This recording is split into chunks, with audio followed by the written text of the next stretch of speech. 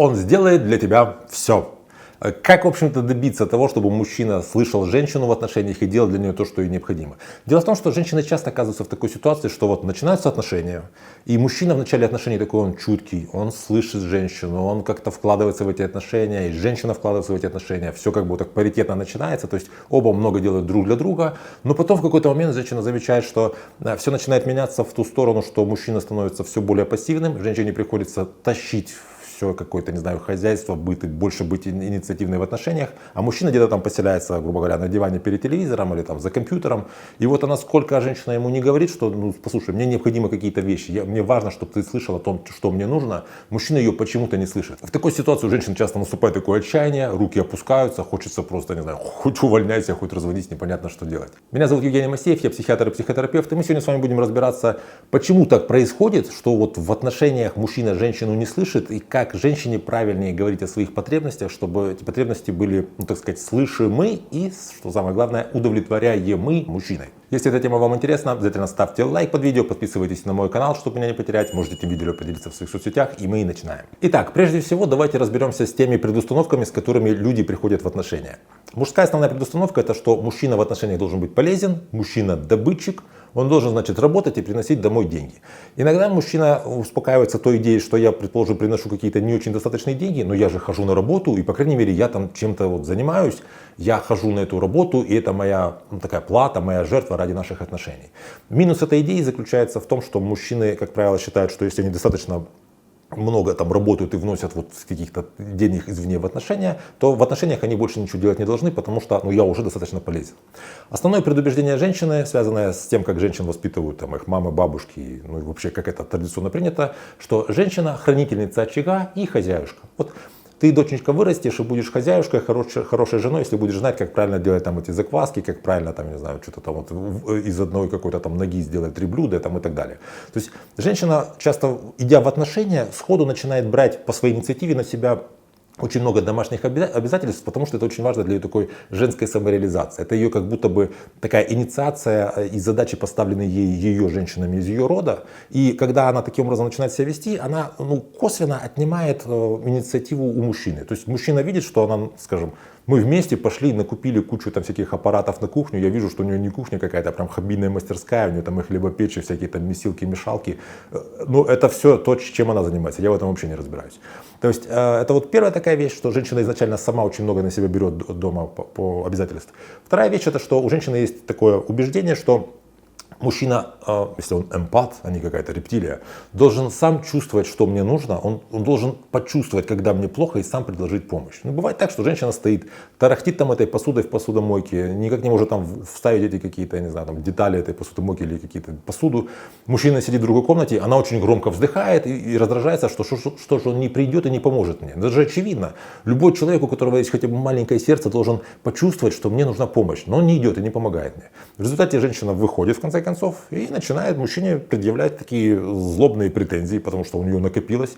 Сколько можно здесь сидеть? Ты вот только работаешь и ничего больше не делаешь. Пришел, сидишь, смотришь свой там, не знаю, какой-то там телевизор. А я же ведь тоже работаю. Я пришла после работы и занимаюсь теми обязательствами, которые вообще-то мы должны с тобой вдвоем заниматься, а делаю это я. И у меня не получается, я устаю. Почему ты ничего не делаешь?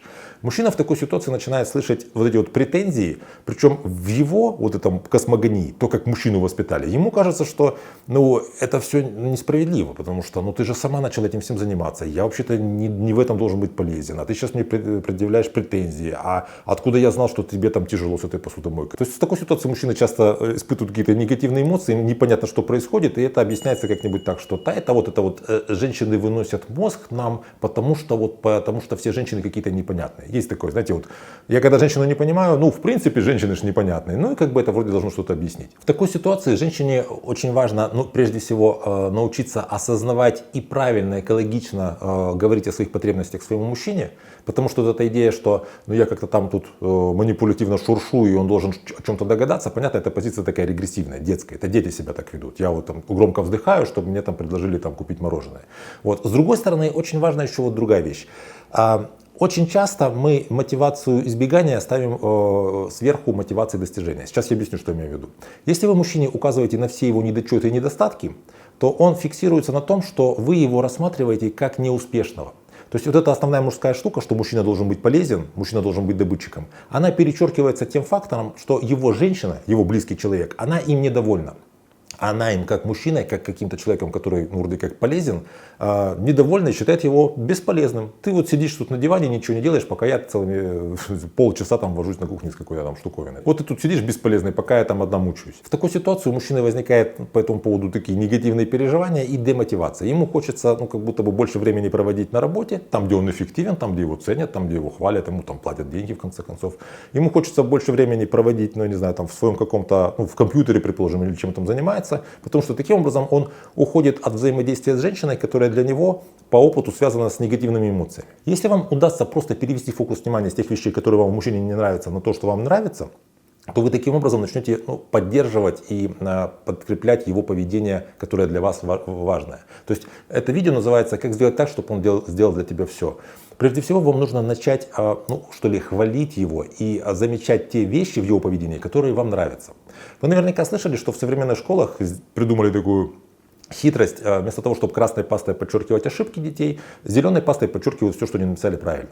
Когда я впервые услышал о такой методике, я подумал, что это какая-то бредятина, потому что меня просто по-другому учили, и мне это странно, мне казалось, что это какое-то потакание каким-то там неправильному написанию, неправильному выполнению заданий. Но факты таковы, опыт показывает, что для детей это лучше, то есть это эффективная методика. И более того, часто в управлении людьми, в менеджменте тоже такими вещами занимаются. То есть вам нужно просто перевести фокус внимания на себя, обратить внимание на то, как вы взаимодействуете со своим мужчиной, и меньше говорить ему о тех вещах, которые вам не нравятся, и больше говорить о тех вещах, которые вам нравятся. Это звучит на самом деле очень легко, это не так легко сделать, потому что вы уже привыкли, что вы постоянно замечаете те вещи, в чем вы недовольны. Более того, если вы будете изначально замечать те вещи, которые он делает хорошо, и не замечать те его косяки, которые он делает, на первом этапе, конечно же, он не перестанет делать меньше косяков. Вам нужно набраться терпения и просто заняться тем, что поддерживать, подкреплять своим вниманием все те вещи, которые он для вас делает, которые вам важны. Ведь в самом начале отношений, когда вы только встречались, у вас еще не было претензий друг к другу, потому что вы, в принципе, очень сильно старались друг для друга, он старался для вас, для вас и получал очень много от вас, такого, знаете, одобрения и признания за все свои заслуги какие-то. И это тот опыт, на который вы можете опираться, тот ресурс, который вы можете использовать. То есть вспомните, что в начале отношений вы никаких претензий ему не предъявляли, а вы замечали те вещи, которые он делал для вас с радостью, и вам было приятно, и он, соответственно, с радостью продолжал это делать. Поэтому, если ты хочешь, чтобы он сделал для тебя все, для начала тебе нужно просто начать замечать те вещи, которые он уже для тебя делает. Если вы со мной не согласны, пожалуйста, напишите в комментариях, в чем вы не согласны, в чем я не прав. Мне кажется, что идея очень, так сказать, стройная, и на самом деле это та штука, которая в отношениях работает. Если вам эта тема понравилась, поставьте лайк под видео, я буду вам очень признателен. Можете этим видео поделиться в своих соцсетях. Если вы на меня еще не подписались, подпишитесь, чтобы не потерять меня. Берегите себя и своих близких, и до встречи в следующих выпусках.